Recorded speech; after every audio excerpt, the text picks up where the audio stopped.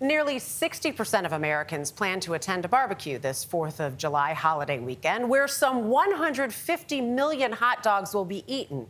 Which brings us to one very special jumbo dog and 12 college grads who have landed a very unique first job, driving an American icon across the country.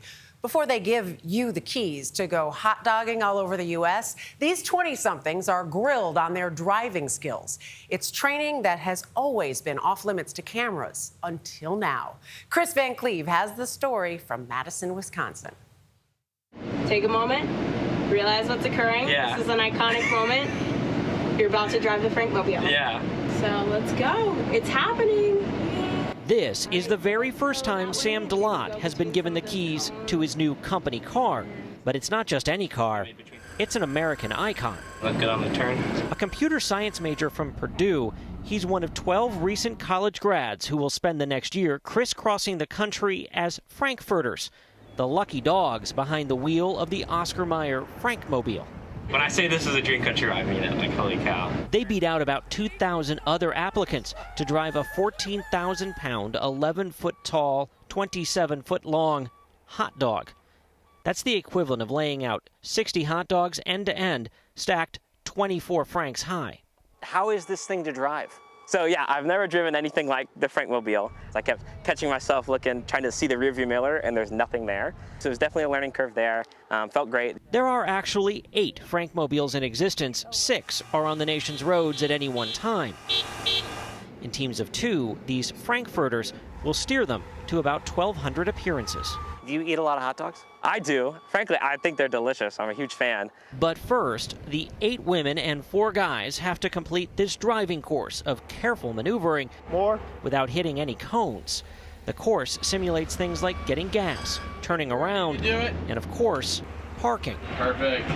The idea is to let the new drivers get into a pickle here and not in the real world. You're going to be going around in circles. It's up to Sue Williams and her team of former Madison, Wisconsin police officers to catch up these 20-somethings with the rules of the road, because no one wants a bruised bun.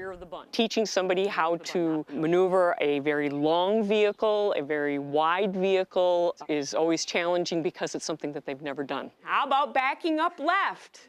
The key, she says, is teamwork. Stop. And careful attention. Close the gap. Always follow all traffic laws. So there's no hot dogging in the hot dog. You're on your A game, you're polite, you're professional. This is literally so crazy. What is my life? Binghamton University grad Chloe Van Cassel aced it. It was perfect. What made you want to drive this across the country? Adventure and the missions. This is the furthest west I've ever been in my entire life, so it'll be really cool to see the rest of the country and to spread smiles along the way. This iconic rolling piece of meat is probably better known as the Oscar Mayer Wienermobile, the name it bore since it was cooked up by Oscar Mayer's nephew Carl, first hitting the streets of Chicago in 1936. It was new and revolutionary in the marketing industry. People loved it. All right, buddy. Ed Rowland has been the Wienermobile's top dog for the last 20 years. After the Great Depression, when people really needed a little bit of joy and a little bit of a smile in their life, he thought this would be a great way to get out there and spark smiles. Rumor has it the original Wienermobile was recycled for its metal to help the war effort in the early 1940s. The oldest surviving Wienermobile dates to 1952 and is currently on display at the Henry Ford Museum in Detroit. But for decades, this jumbo dog ended up on the back burner. It's O-S-C-A-R. To the company's catchy TV jingles. Oh, I'd love to be an Oscar Mayer wiener. Until the late 1980s, when the Wienermobile came racing back. It was cooler than a GTO, faster than a Stingray, and it tasted great with mustard. It was the Wienermobile. And since 1988, these big dogs have been rolling through all 50 states year-round. How key to the Oscar Mayer product is the Wienermobile? Oh, it's very integral. It was relevant and amazing in '88, and it is today. It is a social media darling. So why mess with a social media darling and change the name this year? Oscar Mayer's Beef Franks got a new recipe, and they needed promoting. Is there a difference between a wiener and a frank? Actually, there is. A wiener has a blended meat, so it's more than one kind of meat in the hot dog, and a frank has a single meat. And the Wienermobile got a new name, at least for now. We're testing it out this summer. We've given the wieners a love for a long time. Now we're trying to give our beef franks some love. So it may not stay the Frankmobile for decades to come. Well, we'll have to see if it cuts the mustard. Let me relish that joke for a moment. Okay. Kat Abraham is wrapping up her year behind the wheel, Let's do it. Toll some buns. logging nearly 40,000 miles across 28 states. I did not have a car prior to this job.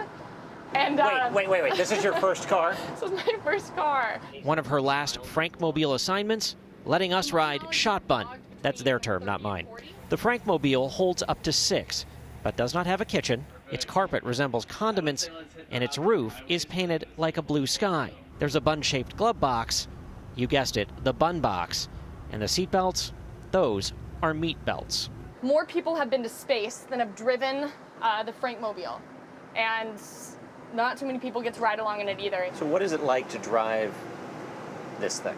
At first, it's a bit intimidating, but once you get behind the wheel and you get out and you see people's reactions on the road, you realize what an honor it is. Our whole job, really and truly, the mission is to make people smile every day. I like to tell the hot doggers every single day they're making new I Remember Whens, because that's really what it's about. It's those memories, those connections with the people and our fans. And to be frank, just about anywhere they go, heads turn and the fans come, cameras in hand, to get a shot of this barbecutie making one of those moments. Cheesy weenie! Chloe Van Cassel can't wait to be up in its grill for real. Made me a little emotional, to be honest, to be getting my buns in that seat, buckling the meat belt, and starting to hit the road. So it's a dream come true. You could say their primary job now is to hang out with their grill friends. For CBS Saturday Morning, I'm Kris Van Cleave in Madison, Wisconsin. The puns! I The know.